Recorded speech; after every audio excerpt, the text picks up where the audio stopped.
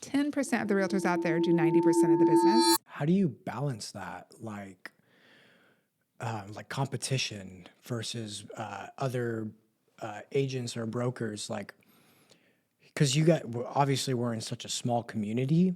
How do you manage not stealing their business, but also serving on the board that they're also at this same like seat at, or like in the Yeah, same room as you? it's so interesting because I've always said this: real estate is one of those businesses where we have to, the realtors, we all compete with each other, but we all have to work with each other too. And Co-opetition. yeah, Yeah. it's co-opetition, totally. And so, when we're in escrow, if I've got a listing and there's another agent involved who has the buyer, we're working together towards the same goal, right? Which is to make sure we can close the escrow and everybody, everybody's needs are met. But we also might be going out for the same listing down the street. And so it's a very interesting setup. And I think that in Humboldt County, it's not so vicious as I know that it is in other areas. And I think because we're such a small community, we all really rely on each other. And we're going to see each other at the grocery store, right? It's not worth treating each other badly or being sharky in this community. So that's wonderful because that's not my nature, and I don't think that's most of the realtors out there. I think most of us have pretty much a mutual respect for each other, but we cross over into each other's, I don't want to say territories, that doesn't sound right, but even in my own neighborhood, I get solicitations from other realtors because somehow my address got on the mailing list. And I can't say, well, this is my neighborhood. You can't farm here. They call it farming, is when you're kind of canvassing a neighborhood. I just think that I think there's enough business for everybody, even though we're a small community and there's a ton of realtors. There's like 500 of us. I think we're the largest trade organization in Humboldt County. Whoa.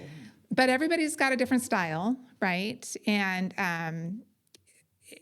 the general public out there, they kind of gravitate to what works for them. And, so yeah, there's a saying in business that, what is it? The top 10% of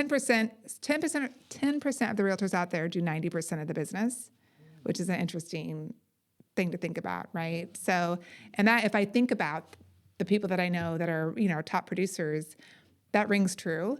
So, which is something for any person looking into getting into real estate to really think about, because it takes a long time to get there. Yeah. Sorry, dude. No, you're good. Go ahead. Since this is such a small community and there's 500 realtors Something here, like, it might be under 500, but around give or there. take. Yeah.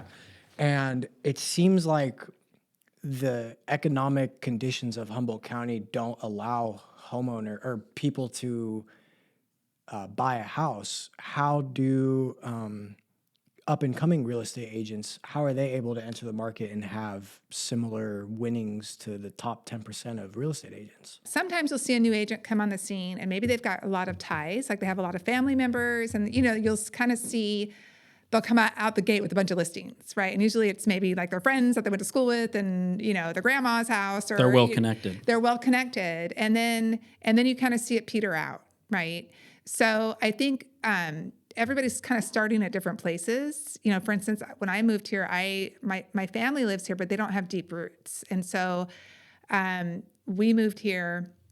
I didn't go to school here. I didn't have any real connections. And, for me, I really had to kind of get involved with the community. It took me a long time. And so I think for the newer agents, it can be really discouraging to come in and realize like, I've got to be in this for the long haul if I want to see the success that I see the other realtors have.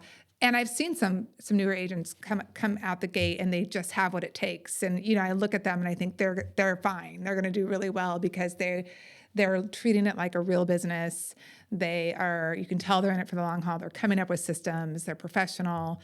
But I do think that it's just tough. It's tough, and I think right now we're kind of seeing that now that the market's calmed down after COVID. A lot of people came in and got their real estate licenses, and now we're starting to see, oh, this is tough.